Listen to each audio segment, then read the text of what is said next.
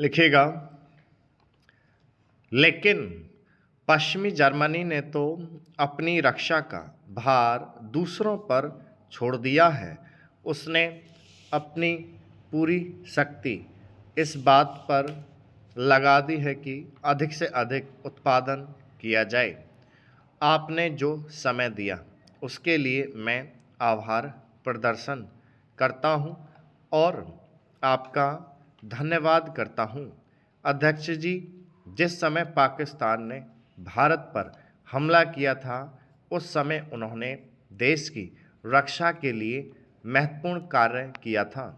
इसके साथ ही मैं मंत्री महोदय को यह भी स्मरण दिलाना चाहता हूं कि शायद उन्होंने इस पर ध्यान नहीं दिया कि इस बार जो राष्ट्रीय पुरस्कार मिले हैं उनमें रेलवे प्रशासन को केवल 2 ही प्राप्त हुए हैं, जबकि मैं ऐसा मानता हूं कि हमारी सेना के बाद अगर किसी ने युद्धकाल में सराहनीय कार्य किया है तो वह रेलवे प्रशासन अथवा रेलवे कर्मचारी और अधिकारी हैं। इसलिए उनके मनोबल को बनाए रखने के लिए और उनको प्रोत्साहित करने के लिए रेल मंत्री को इस बात पर भी ध्यान रखना चाहिए और इसका प्रयास करना चाहिए कि जो भी इस तरह के प्रोत्साहन मिलें उनमें रेलवे का विशेष ध्यान रखा जाए। रेल मंत्री महोदय ने अपने वक्तव्य में भी रेलवे कर्मचारियों की प्रशंसा की है या उनको प्रोत्साहन दिलाया है, लेकिन यह प्रोत्साहन शांति काल में भी बना रहना चाहिए। रेलवे ने युद्ध काल में जो काम किया वह तो देश की रक्षा का महान उद्देश्य था, लेकिन उसके बाद देश के निर्माण में या गरीबी मिटाने के लिए जो युद्ध होता है उसमें भी प्रत्येक रेलवे कर्मचारी का मनोबल उसी तरीके से बना रहे, इसके लिए भी रेल मंत्री महोदय को कुछ कदम उठाने की आवश्यकता है। मैं ऐसा मानता हूँ कि वह किसी भी तरीके से करें, उनका तरीका कुछ भी हो, लेकिन उनको यह करना चाहिए कि जितने भी रेलवे कर्मचारी हैं, जो भी रेलवे को मुनाफा हो उसमें वह साझेदार हों। चाहे आप उनको बोनस के रूप में कुछ दें, चाहे किसी और तरीके से दें, लेकिन हर वर्ग के रेलवे कर्मचारी को मालूम होना चाहिए कि यदि वह देश के निर्माण के संबंध में ठीक तरह से काम करेगा तो उसको पुरस्कार के रूप में या वेतन के अंश के रूप में अपने वेतन के अलावा पैसा मिलेगा। इसी प्रकार इस संबंध में मैं एक और सुझाव देना चाहता हूँ। स्वतंत्रता के बाद रेल प्रशासन भारत सरकार का प्रशासन हो गया, लेकिन यह लोकसभा एक विशेष उद्देश्य को लेकर चुनी गई है। यह उस कार्यक्रम का एक नमूना ही है। गांधी जी ने जीवन के सभी पहलुओं पर प्रकाश डाला था। धन को वे संयम से व्यय करने के हक में थे। उपाध्यक्ष महोदय, मैं समझता हूं कि अब तक इस वैदेशिक नीति पर न केवल इस ओर के सदस्यों ने ही बल्कि दूसरी ओर के सदस्यों ने भी प्रधानमंत्री जी को धन्यवाद दिया है। इसलिए मैं अपनी तरफ से धन्यवाद देकर उनका बोझ बढ़ाना नहीं चाहता। इसमें कोई संदेह नहीं कि इस सदन के सभी सदस्य, चाहे वे किसी भी पार्टी से संबंध रखते हों, इस बात से पूरे सहमत हैं कि हमारी विदेश नीति ने संसार में हमारा सिर ऊंचा उठा दिया है। हमने पंचशील के सिद्धांत को संसार के सामने रखा है।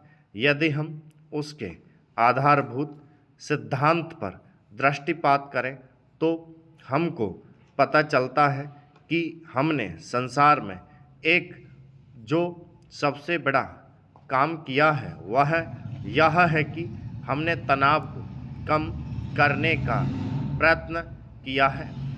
जिस समय हमने नई नई स्वतंत्रता प्राप्त की तो हमारे सामने बहुत से प्रश्न थे। उनके साथ ही हमारे दो बड़े गुट थे जो कि एटम बम और दूसरे बम लिए हुए हमको चुनौती दे रहे थे। लेकिन अगर हमने उनमें से किसी एक गुट में सम्मिलित नहीं हुए तो हमको बड़ी कठिनाई होगी। उस समय भी हमारे प्रधानमंत्री ने हमारे देश की वैदेशिक नीति की इसी स्तर पर रखा जिसके कारण आज हम संसार में अपना सिर ऊंचा उठा सकते हैं। हमने जो संसार के सामने सिद्धांत के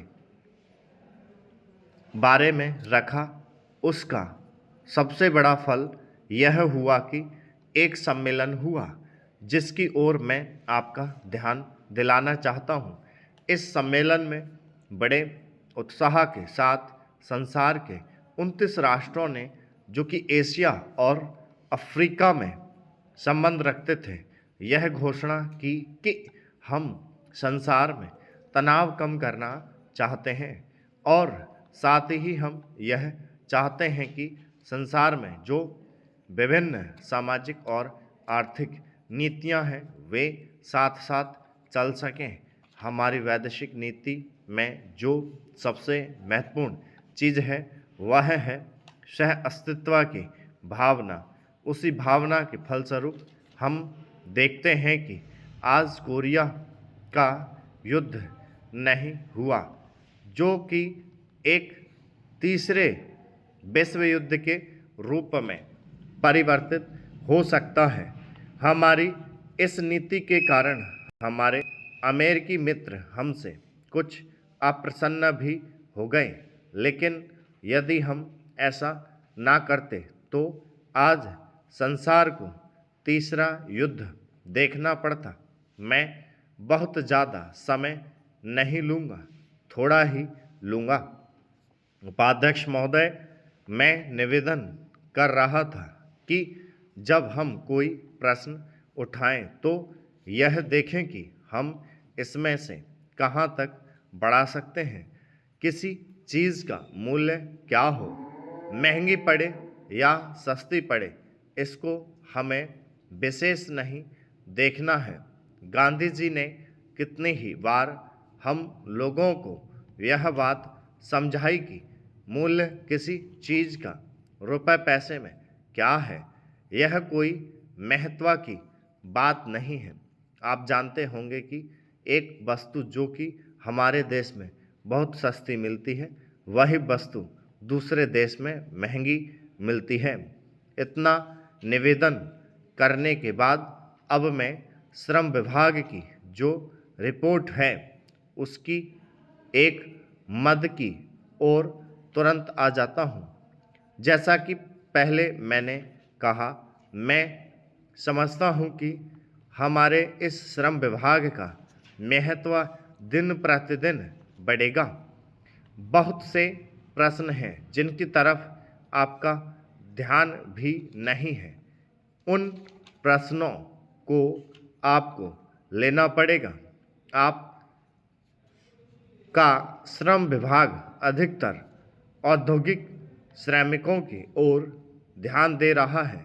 अभी हमारे माननीय सदस्य ने जो खेतीहर मजदूरों की दशा सुधारने की ओर भी आपका ध्यान दिलाया था और बतलाया था कि आज उनकी कैसी खराब हालत हो रही है।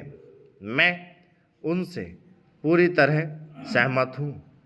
हमारी सरकार का ध्यान देहाती श्रमिकों की ओर नहीं गया है। उनकी बड़ी बुरी हालत है। आपने उनकी दशा सुधारने के लिए क्या किया है? स्टॉप